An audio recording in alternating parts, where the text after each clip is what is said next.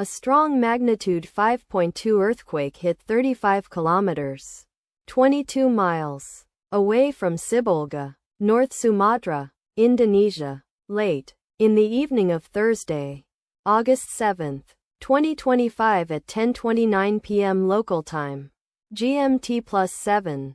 The quake had a moderate depth of 100 kilometers, 62 miles, and was not felt, or at least not reported so. First to report, EMSC after 6 minutes. Data source from Volcano Discovery.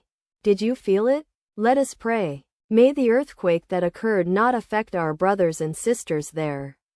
May the earthquake not happen again. And may God protect everyone. Amen.